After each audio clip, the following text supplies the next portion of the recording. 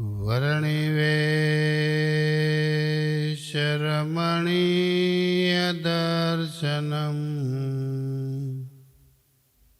मन्दहासरुचिराननाम्बुजम् पूजितं सुरनरोत्तमैर्मुदा धर्मनन्दनमहं विचिन्तये।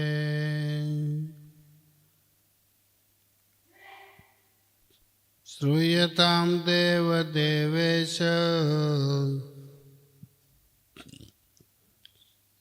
स्वामिनारायण प्रभो त्वदीयेनावधानेन कथयिष्ये शुभकथा।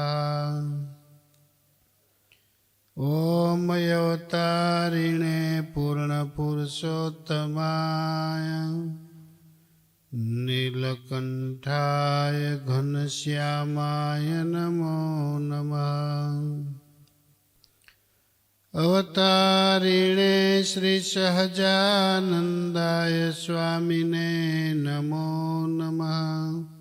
अवतारिणे श्री स्वामिनारायणाय भगवते नमो नमः। श्री गुरवे नमो नमः। बोलो स्वामीनारायण भगवान। हरे कृष्ण महाराजनी जय। जोगी स्वामी महाराजनी जय। जय स्वामीनारायण।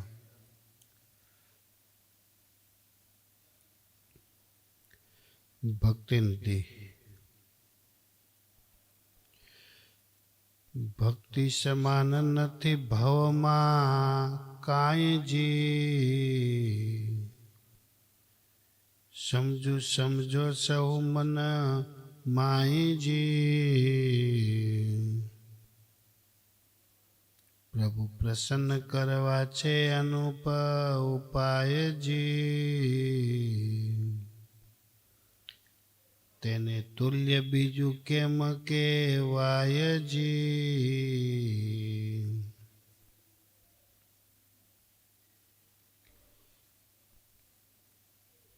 કહેવાતો નથી કલ્પતરુ નવનિધિ ને સિદ્ધિ સમેત। કામ દુઃખામૃતની કામ દુખાય અમૃતની ઉપમા। ન ઘટે કહું કોઈ રીત।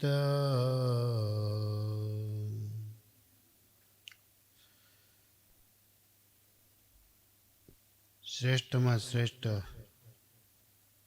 એને ઉડાડી દીધા। લ્યો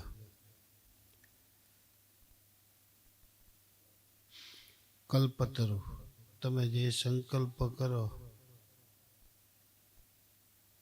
એ સંકલ્પ સિદ્ધ થઈ જાય।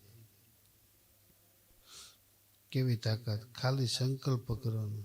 કલ્પતરુ હાથમાં હોવું જોઈએ તો થાય। તમે જોયું કલ્પતરુ? કોઈ જોયું નથી।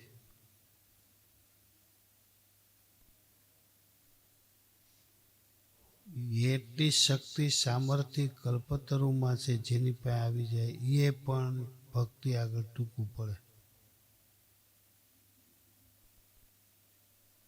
એકથી સંતોષ ન થયો, નવ નિધિઓ પણ ટૂંકી પડે।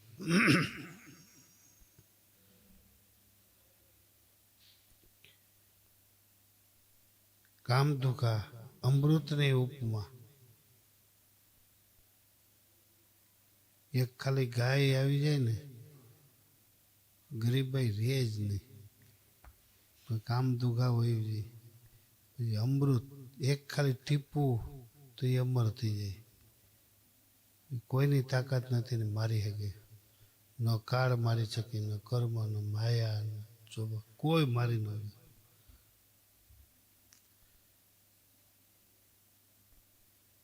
નિષ્કુળાન સાહેબે આ બધા દ્રષ્ટાંતો આપ્યા. એનાથી સંતોષ નતા. હજી સ્વામી આગળ કહે છે, જેમ મંદારમાં સાર બહુ ભાવના,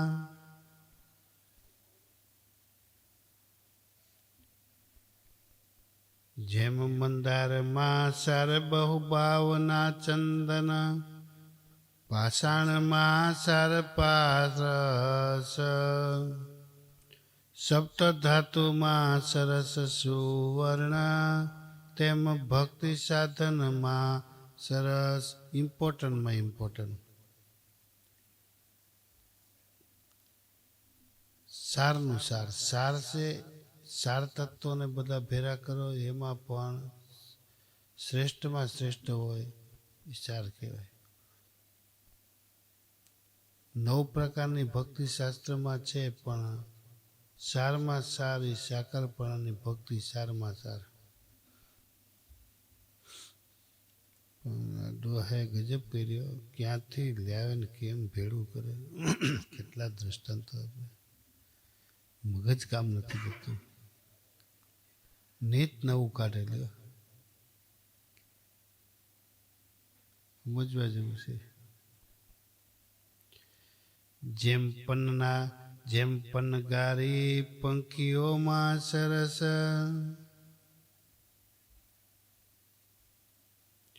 પનગારી એટલે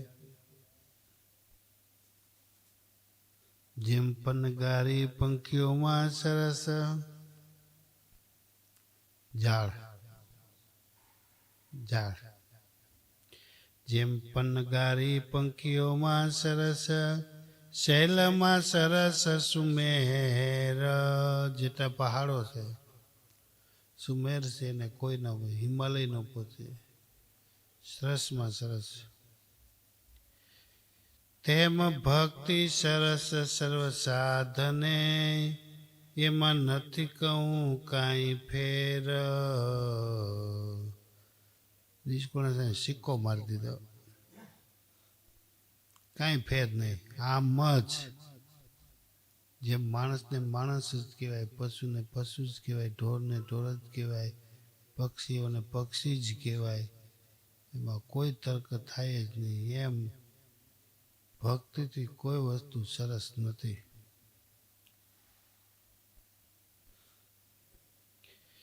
જેમ તેજોમય તનમાં સરસ, જેમ તેજોમય તનમાં સરસ સૂર્ય, શીતળ તનમાં સરસ શશી, તેમ ભક્તિ સરસ સર્વે રીતે, આપું ઉપમા એને કશી. જેટલા તેજવાળા તત્વો છે, સરસમાં સરસ હોય તો સૂર્ય. એક સૂર્યનો ઉદય થાય તો નવખંડ ધરતીમાં પ્રકાશ પાથરી દે. શીતળતા ઘણી વસ્તુ છે, પણ ચંદ્રમાં જેવી શીતળતા છે એવી કોઈમાં શીતળતા નથી. નિષ્કુળાન સ્વામી કે ભક્તિની અંદર જે તત્વ છે એવું કોઈમાં તત્વ છે નહીં.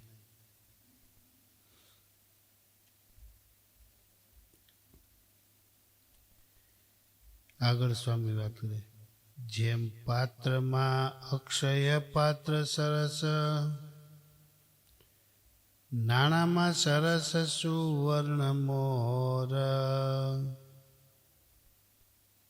તેમ ભક્તિ સરસ છે ભવમાં, એમ લખ્યું છે ઠોરમ ઠોર. અક્ષય પાત્ર કોઈ દી ખૂટે જ નહીં. કાંઈ ઠામ ન જોઈએ, કોઈ વસ્તુ ન જોઈએ. અક્ષય પાત્ર તમારી પાસે આવી જાય ને 5 લાખ 25 લાખ. અરે આ કુંભ મેળાની અંદર કેટલા માણસો, કાલે તો આમ કંઈક કહેતા હતા, ઘણા માણસો કહેતા હતા કેટલા કરોડ. એટલા માણસો હોય તો એને જમાડી દે. એને અક્ષય પાત્ર ખૂટે જ નહીં. ત્યાં લોભ નથી, લોભને મારી નાખ્યો છે. સુવર્ણનું પાત્ર એવું સોનાનું પાત્ર હોય તો એમાં કેવું બળ આવી જાય.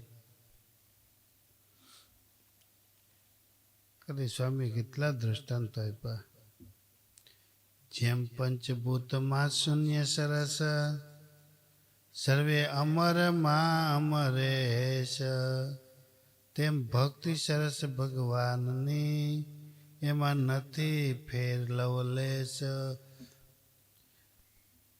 બધાય દ્રષ્ટાંતો બધાય પાત્રો લઈ લીધા. હજી સ્વામી આગળ કહે, જેમ કુંપે સરસ રસ કુંપકા, ભૂપે સરસ પ્રિય વ્રત,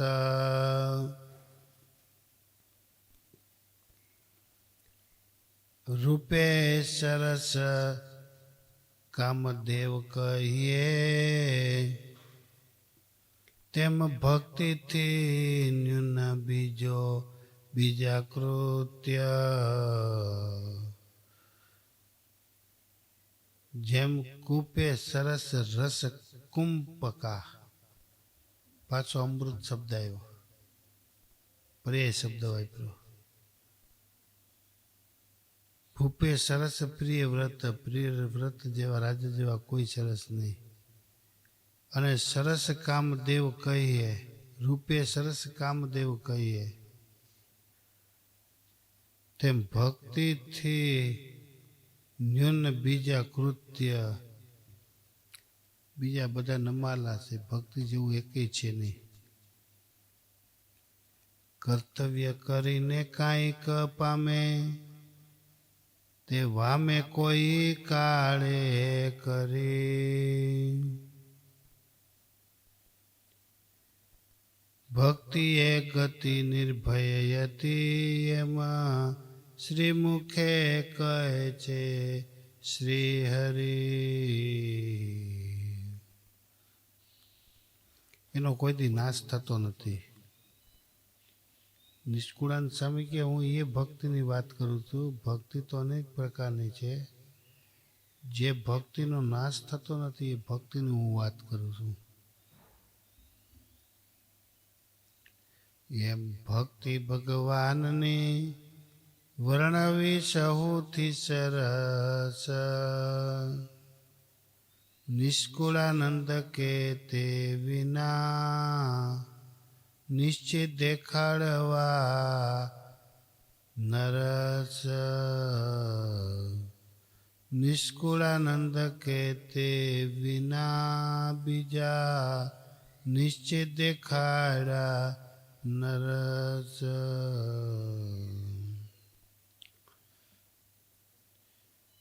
નિષ્કુળાનંદ સ્વામીના જીવમાં કેટલું બળે છે એ વલ્લભ બાપા વિચાર તો કરો. કેવા કેવા દ્રષ્ટાંતો આપે છે. આવો ગ્રંથ કોઈ નહીં હોય એટલા દ્રષ્ટાંતો આપે સરસ. જેમ આ જીવ છે ને, દેહ છે ને, એક ના હોય આ દેહ કઈ કામમાં ન આવે. એવી કઈ વસ્તુ છે?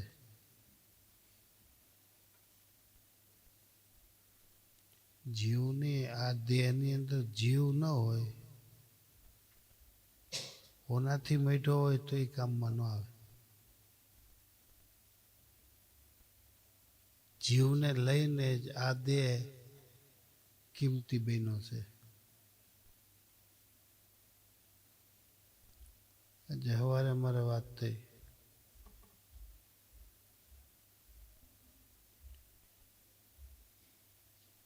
નિષ્કુળાનંદ સ્વામી ચોખ્ખું જ કહ્યું છે, સંત તે સ્વયં શ્રી હરિ. સાધુને ભગવાન કહેવાય. લખ્યું ખોટું છે એમ કહી શકો? લખ્યું ખોટું નથી, છાપ્યું એ ખોટું નથી, વાંચનારે ખોટા નથી, સાંભળનારે ખોટા નથી. આ બધું સાચું જ છે, પણ સમજવું કેમ એ સમજણ નથી. કદાચ આપણી સમજણ ન હોય તો દ્રષ્ટિ પહોંચતી નથી, સમજાતું નથી, છે તો સાચું જ પણ મને ખબર પડતી નથી. કારણ કે મોટો સવાલ હોય, આટી ઘૂંટી નહીં પણ મોટી આટી ઘૂંટી. સંત તે સ્વયં શ્રી હરિ. ભગવાન જેવા કયો તો જે વાત નથી, પણ સ્વયં શ્રી હરિની વાત છે તો એ વાત કેમ ગળે ઉતરે? નિષ્કુળાનંદ સ્વામી અહીંયા ભક્તિનું મહત્વ બતાવવા માટે કેટલા દ્રષ્ટાંતો આપ્યા, છતાં ભક્તિ એનાથી સરસ, શ્રેષ્ઠમાં શ્રેષ્ઠ બધા દ્રષ્ટાંતો આપ્યા. એક કડીમાં 4, એક કડીમાં 3, એક કડીમાં 2, એવા 10 કડીને કેટલા દ્રષ્ટાંતો સ્વામી આપ્યા. અને હા પડી જાય એનાથી ભક્તિ સરસ છે. એમાં કોઈ પણ વાત સમજવા માટે સમન્વય જોઈએ કે આ જે સંત તે સ્વયં શ્રી હરિ આ વસ્તુ સાચી હશે. ખાલી સંત જ સ્વયં શ્રી હરિ નહીં, સંતને પણ કહી શકાય, હરિભક્તને પણ કહી શકાય, બધાને કહી શકાય. એને સમજવું કેમ એ પ્રશ્ન મોટો છે. વચનામૃતમાં એની ચોખવટ કરી, નંદ સંતોએ કીર્તનમાં ચોખવટ કરી, આમ ભેતું મૂકી દીધું. એ લખાય ભાઈ કેટલા બુદ્ધિશાળી પીડ્યા છે. આ છાપ્યા હોય એ બધે કેન્સલ કરો. સંત તે સ્વયં શ્રી હરિ કેમ કીધું છે એને તમે સમજો કે આ બોડી છે એમાં જીવ ન હોય તો આ બોડી, જીવથી જ આ બોડી ચાલે છે. એ વાત તો પાકી. કારણ મરેલો દેખાય છે, જીવ તો દેખાય છે. જીવ નીકળી જાય એટલે બાળી આવો. એમ જીવ છે, જીવની અંદર વાસુદેવનો પ્રવેશ થાય એટલે જીવ કાર્ય કરવા સમર્થ થાય. તો જીવ જેમાં પ્રવેશ છે એ બોડીમાં, પછી મનુષ્યનો દેહ હોય, પશુનો દેહ હોય, પક્ષીનો દેહ હોય, ગમે એનો દેહ હોય, કોઈ ઉડી શકે છે, કોઈ કામ કરી શકે છે, કોઈ કાર્ય કરી શકે છે, પણ એમાં જીવનો પ્રવેશ છે એટલી હાલી ચાલી શકે છે. પોતે નથી હાલતો, જીવ જ હાલે છે. પાછો જીવ છે એ હાલે છે તો જીવ જ જીવે છે. જીવની અંદર વાસુદેવનો પ્રવેશ થયો તો જીવ બેઠો થઈ શકે છે. તો એ કાર્ય કોણ કરે?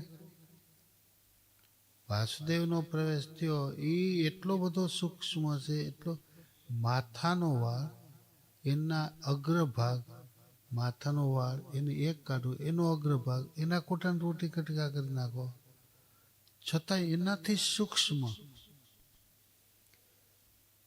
હવે તમને દેખાતો જ નથી, જીવ નથી દેખાતો એમ નહીં, જીવમાં જેને પ્રવેશ કર્યો છે જીવની અંદર,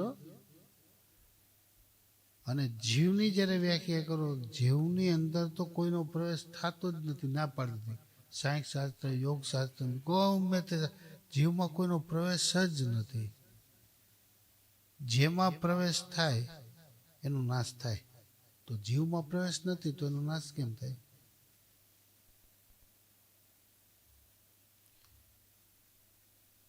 તો જીવની અંદર અવિનાશીએ પ્રવેશ કર્યો તો જીવ પણ અવિનાશી થઈ ગયો. અવિનાશીનો સંબંધ થવાથી અવિનાશી થઈ ગયો જીવ.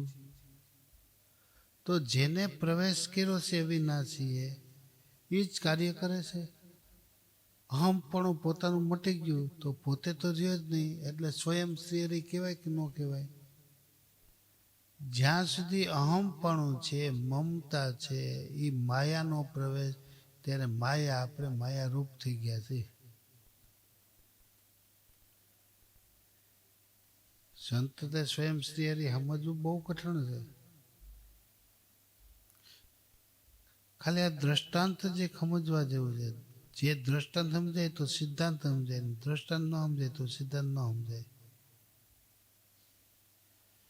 સંતને જ સ્વયં શ્રી હરિ એમ નહીં, હરિભક્તને પણ કહી શકાય.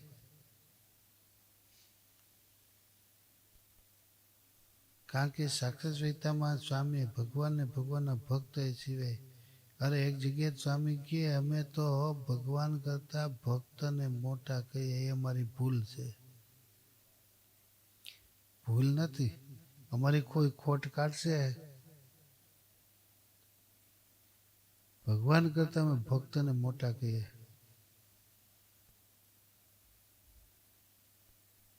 સ્વામી કે અમારી કોઈ ભૂલ કાઢશે તો એટલી જ ભૂલ કાઢશે, બીજી કોઈ ભૂલ નહીં કાઢી શકે. આ વાત સમજવા માટે ઇન્દ્રિયો સ્થિર થઈ જાય, અંતઃકરણ સ્થિર થઈ જાય તો વાતની ઘડ બે, નકર વાતની ઘડ ભગવાનભાઈ બે નહીં. કેટલી કઠિન છે વાત, ન સમજાય.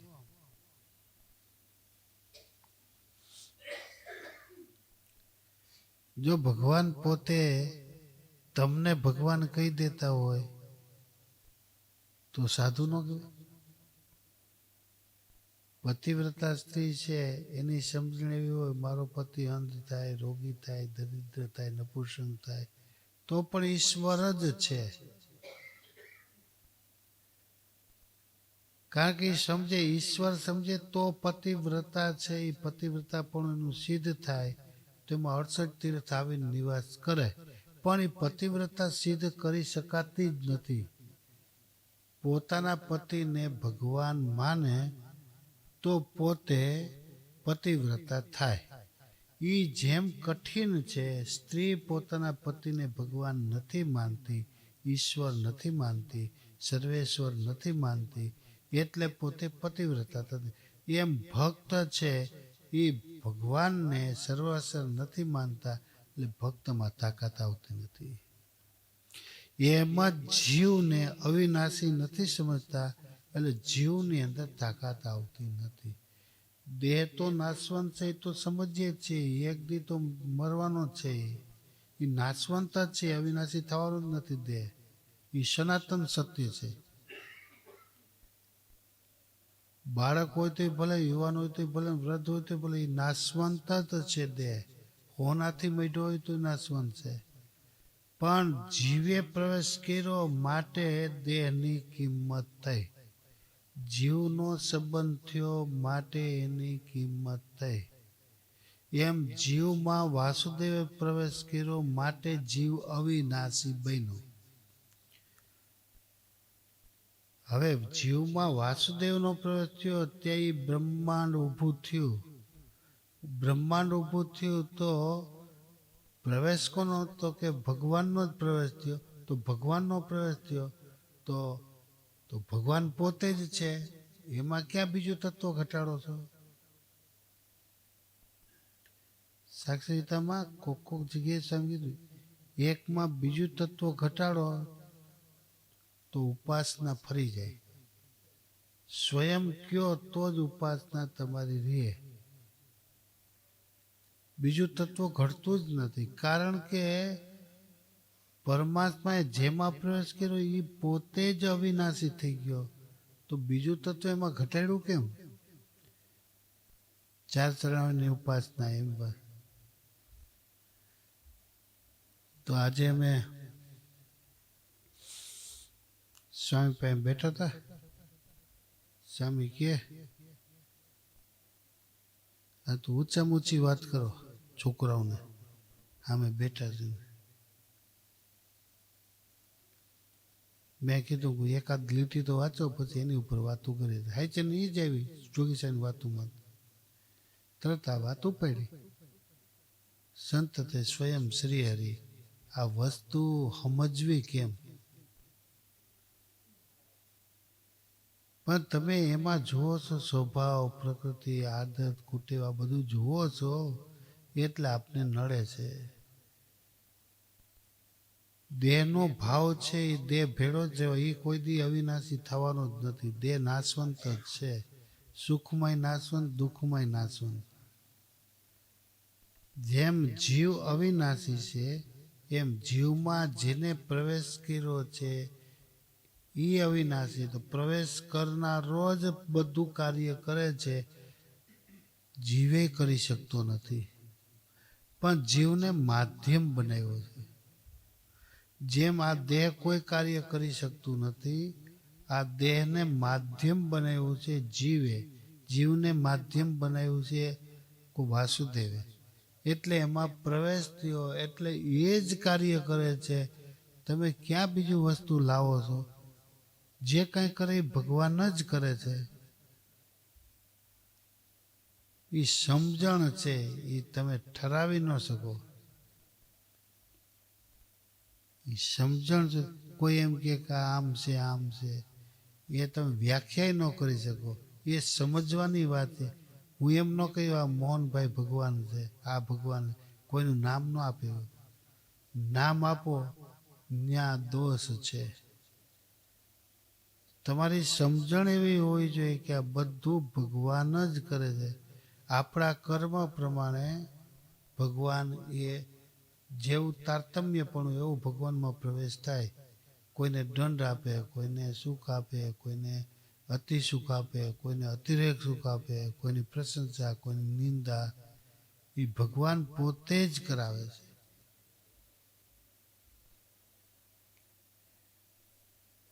સંત વ્યક્તિ કોઈ દિવસ ભગવાન થતો નથી. જેમ જીવમાં દેહમાં જીવનો પ્રવેશ થયો તો દેહ કાર્ય બધું કરી શકે. એમ ભગવાનનો પ્રવેશ થયો એટલે ભગવાન આ બ્રહ્માંડનું કાર્ય કરી શકે. સમજણ છે એ જ વસ્તુ મહત્વની છે.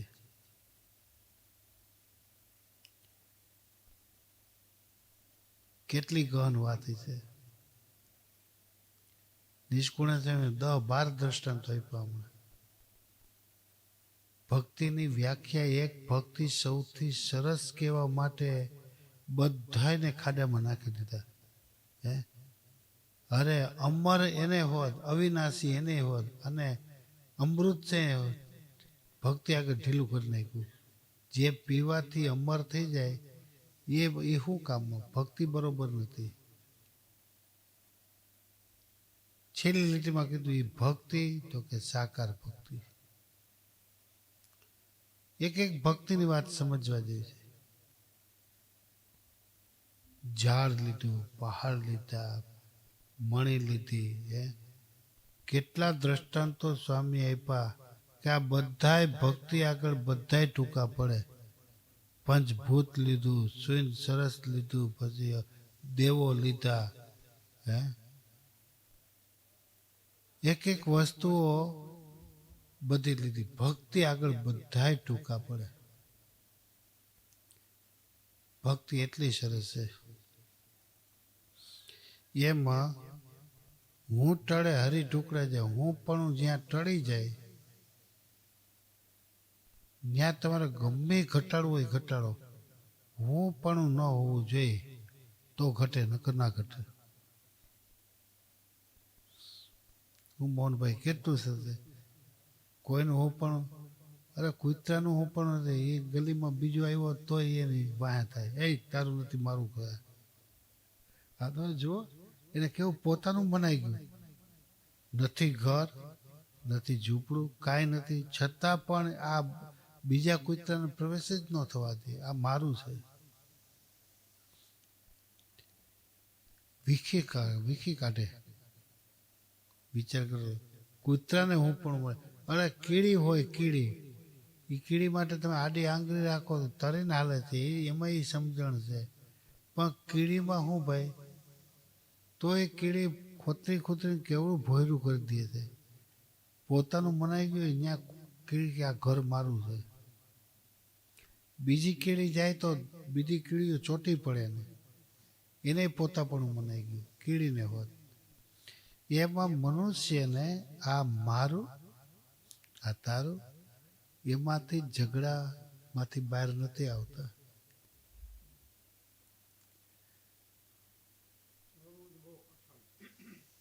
બહુ કઠણ છે. જ્ઞાન થાય તો જ છૂટે, બાકી છૂટે નહીં. બહુ કઠણ, અતિ કઠણ છે. એમ જેમ છોડવું કઠણ છે એમ જ માનવું પણ કઠણ છે. કારણ કે ભગવાનને સ્વામી બાપા કે ભગવાનને ભગવાનના ભક્ત કેવડી વાત કરી, આખી સાક્ષરિતામાં ચિતરી દીધા ભગવાનને ભગવાનના ભક્ત. ભગવાન અને અમારી ભૂલ કાઢશે તો એટલી જ કાઢશે કે ભગવાન કરતા ભક્તને મોટા કરી. મારે જે વચનાત્મા કીધું, ધામને મહત્વનું આપ્યું, ધામમાં રહેનારા મુક્તોને મહત્વનું આપ્યું. એ તો અવિનાશી છે, છતાં એને મહત્વનું આપ્યું 71ના વચનાત્મા. આ બધા તો ગાળા માટીના મકાન છે, પડી જાય એવા છે, નાશવંત છે. તમને આને મૂકીને ઓને મૂકીને આને મોટા કેમ કહો છો? સંતો એકના બે થયા નહીં. છેલ્લા સંતો કીધું આને લઈને ઓની પ્રાપ્તિ, ઓને લઈને આની પ્રાપ્તિ નથી. એટલે કળિયુગમાં અવતાર, ઈશ્વરો દેવતાઓ બધા એમ કે એક વખત અમને કળિયુગમાં અવતાર આપો. છે કળિયુગ, પણ કિંમત કળિયુગની છે. ભારતમાં ભગવાનના અવતાર છે, સંતોના અવતાર છે, કથાકારો ભારતમાં છે, અને તીર્થો ભારતમાં છે, બધુંય ભારતમાં છે. વિદેશમાં કાંઈ છે? છતાં પણ ગમે એવું વિદેશ હોય પણ ભારત છે મહાન છે. એનું કારણ અહીંયા ભગવાન છે, ભગવાનના ભક્તો છે, સંતો છે, ઋષિમુનિઓ છે, તીર્થો છે, બ્રાહ્મણો છે, કથાકારો છે, બધાય ભારતમાં જ છે, વિદેશમાં કોઈ નથી. માટે ભારતની કિંમત છે. એમ જીવની એને લઈને બધું છે. એમ ભક્ત જ્યાં જાય ત્યાં ભગવાન જાય, જ્યાં ભગવાન ત્યાં ભક્ત નથી જતું, જ્યાં ભક્ત જાય ત્યાં ભગવાન જાય. ખાલી એટલી વાત સમજાઈ જાય તોય કામ થઈ જાય. એ ભક્તિની એવડી તાકાત છે. એક વચન, ભક્તિ બરોબર કાંઈ નથી. ધર્મ સરખી ભક્તિમાં ગૌણતા આવે. ધર્મ સરખી મોટાઈ કેમ આવે? 21મું વચન. એમાં મહારાજે સંતોને શીખવું, પછી ગોપાળાન સામે ઘુમરે ચડી ગયા. જે વાત કરવા જાય એમાં દૈવત આવી જાય ધર્મમાં. પછી મહારાજ આખી બહુ અટપટી વાત છે. કારણ કે એ ભક્તિ કઈ બતાવી? ભક્તિ જો હાથમાં આવે તો કામ થાય, ભક્તિ હાથમાં નથી આવતી. આપણે એમ કહીએ આ કથા વાંચીએ ને આ બધી ભક્તિ, એ બધા સાધન જ છે.